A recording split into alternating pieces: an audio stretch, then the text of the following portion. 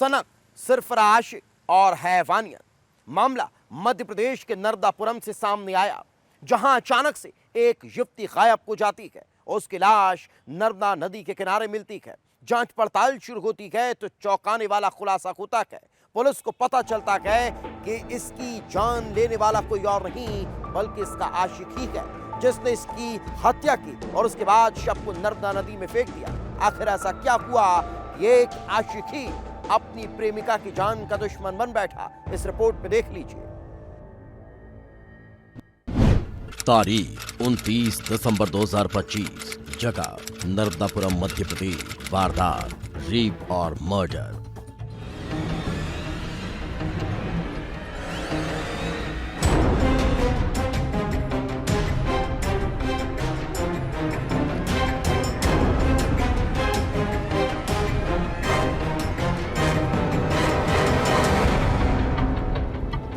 नर्मदापुरम का कोतवाली थाना पुलिस नए साल के दौरान सुरक्षा व्यवस्था की तैयारियों में जुटी थी।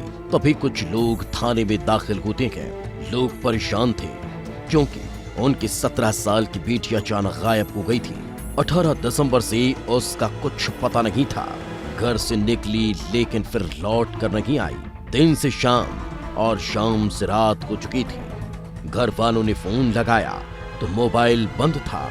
परिवार परेशान हो गया।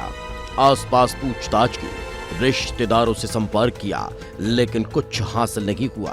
और जब एक सगेली से बात हुई तो पता चला कि वो आकाश सोलंकी नाम के दोस्त के साथ घूमने गई थी। परिवार हैरान हो जाता है और फिर तत्काल थाने पहुंचकर शिकायत दर्ज कराता है। तो एक नाबालिग बच्ची नर्मदापुरम से चली गई थी, जिस पर अपराध कायम किया गया था 137 बीएनएस का।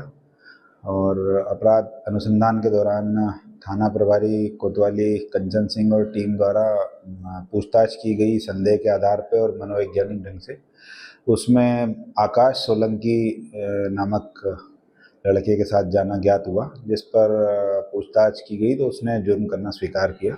पुलिस के सामने सवाल उठता है कि क्या छात्रा के गायब होने में और उसके दोस्त आकाश का ही हाथ है? कहीं दोनों के बीच प्रेम प्रसंग तो नहीं था और दोनों घर वालों को बिना बताए कहीं चले गए? कहीं उस युवक ने छात्रा के साथ कुछ गलत तो नहीं कर दिया? तमाम सवालों के जवाब की तलाश में पुलिस आकाश सोलंकी को ढूंढने में जुट जाती है। आकाश को हिरासत में लिया जाता है और जब पूछताछ होती है तो कई तरह की बातें सामने आती है। आकाश मानता है कि उस दिन छात्रा साथ में घूमने आई थी और उसने नदी में कूद कर आत्महत्या कर ली। पुलिस को उसकी बातों पर शक हो रहा था। आकाश बार बार बयान बदल रहा था। इधर पुलिस की टीम नर्मदा में लड़की की तलाश में जुट जाती है। पुलिस ने एसडीआरएफ की टीम के साथ नर्मदा नदी में व्यापक सर्च ऑपरेशन चलाया। 2 दिनों की तलाश के बाद रंढाल गांव के पास छात्रा का शव मिलता है। लेकिन अब सवाल यही था कि क्या वाकई छात्रा ने आत्महत्या की थी या फिर वो किसी साजिश का शिकार हुई।